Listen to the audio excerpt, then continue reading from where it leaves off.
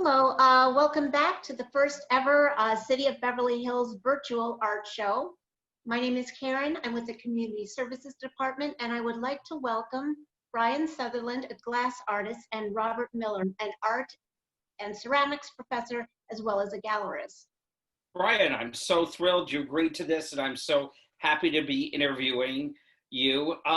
Let's talk about how you got it into glass first, and then we'll go into your work. So why did you choose this medium?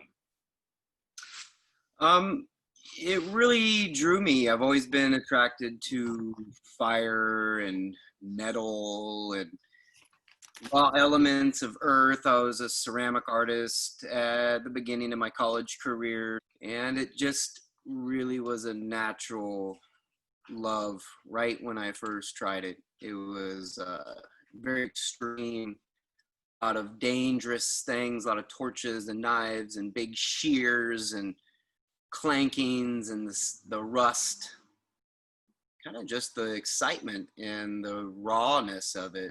Raw earth fascinates me, with especially 200 degrees, the temperature we start out with silica sand turned into the glass with a couple other elements, and gathering that out of a furnace and juggling a hot glob of molten lava, almost, core heat over 2000 degrees, was just extremely intriguing, and I couldn't do anything about it. It just drew me in. The fire drew the moth, and I was stuck.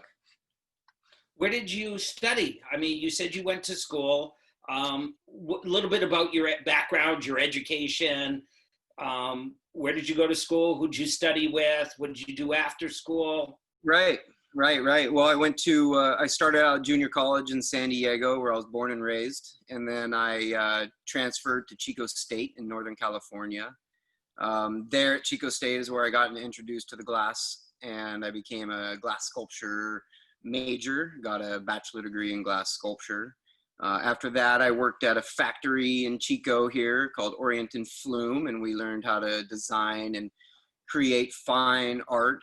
And then I went to Corning, New York, and learned how to blow glass with some masters there, and learned Venetian technique and how to make fine goblets and that sort of technical aspects of glass blowing. And then went to Washington, Pilchuck, which is a Chihuly school with the finest of artists all around the world come there and teach, and learned a lot of other Venetian techniques, Murano Marini techniques, which are these patterns done with individual tiles, basically creates this like cellular look. And then came back to Chico and started my own business. Now, I know you do a lot of shows and you do a lot of traveling. Do you make a lot of your work on the road? Do you make it in a studio? Where is your home base located?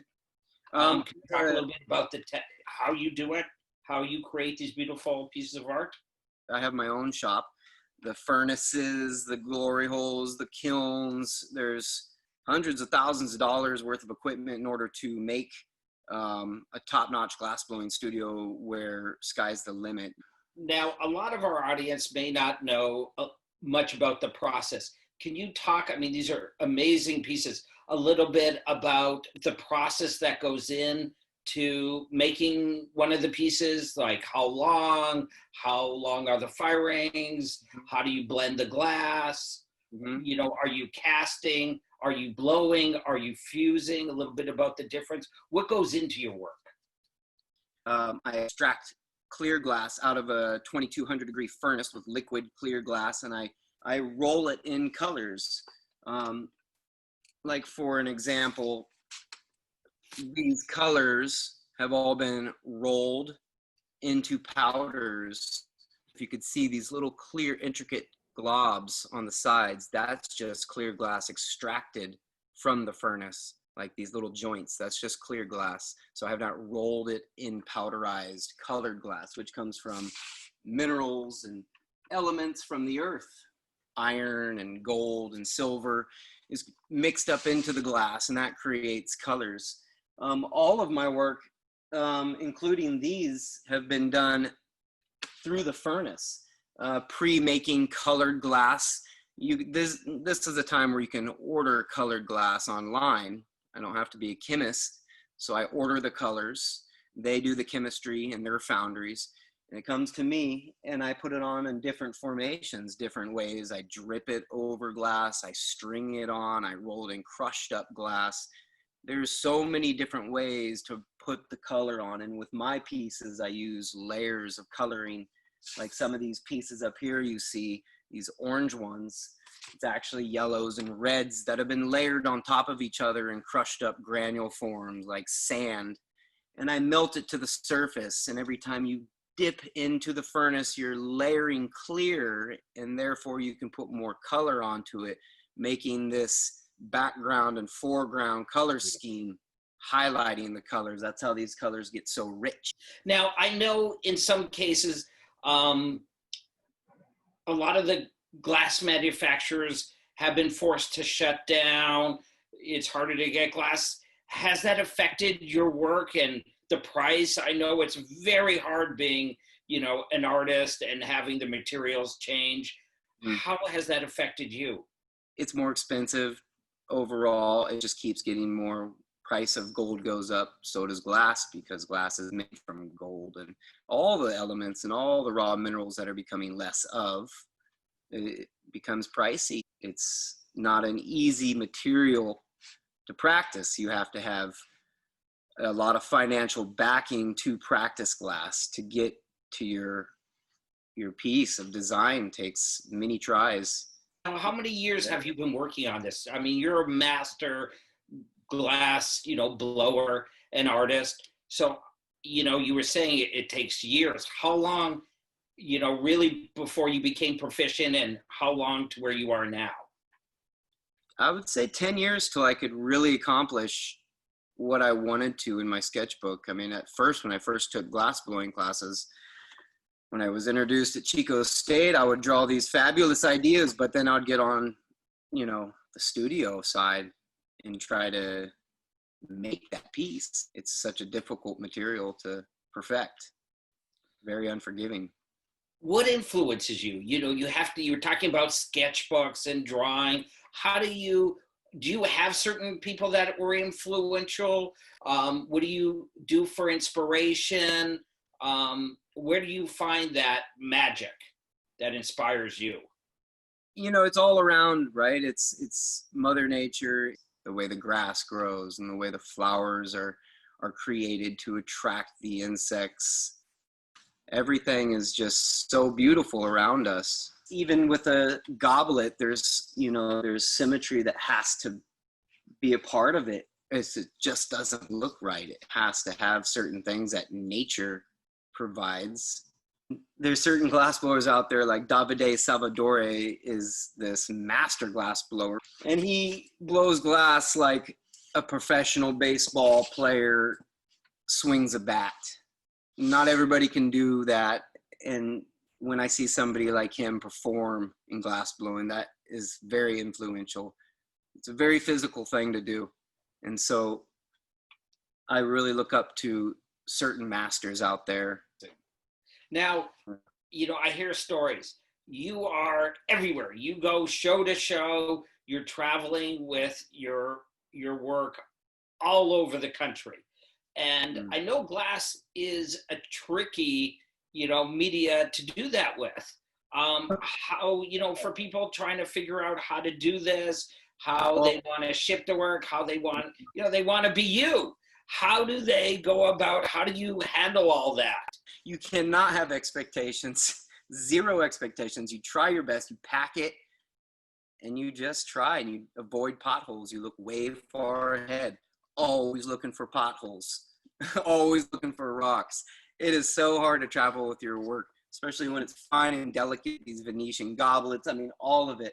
And you pack it and you drive with it and you don't get attached. It's just like the Buddhist sand murals. You make a beautiful mural out of sand by the edge of a riverbank. You enjoy it there. Now, when you do these shows, I know you've done the Beverly Hills Art Show many times. besides financial, are there other rewards that you get from doing these shows? I mean, pack up and travel. I mean, there's got to be something special that you keep on doing it.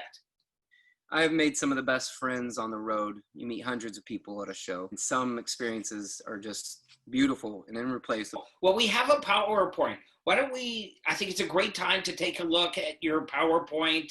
Yes, there's my last Beverly Hills art show. The one directly below me, I sold the turquoise and the red one that looks like a squid coming out of an octopus vase creature.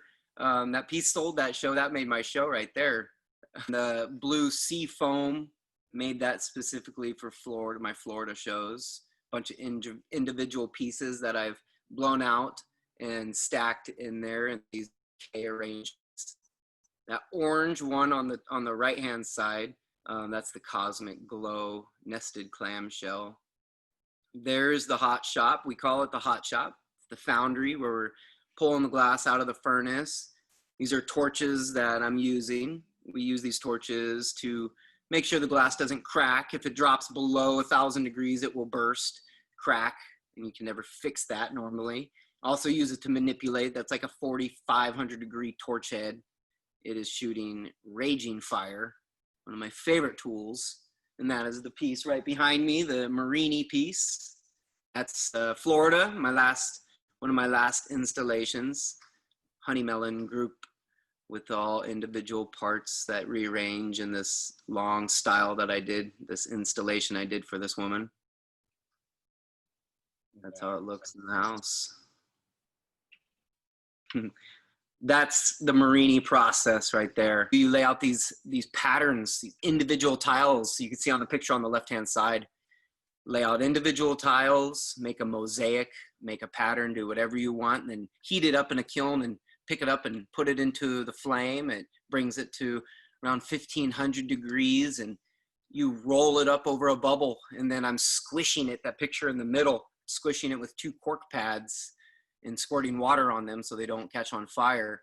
And I'm squeezing as hard as I can while somebody's blowing air through the blowpipe. So the picture is from the blowpipe perspective. And I'm flipping it, squeezing it. When you make a piece, it sounds like you have a full team. About how many people are involved when you make a piece?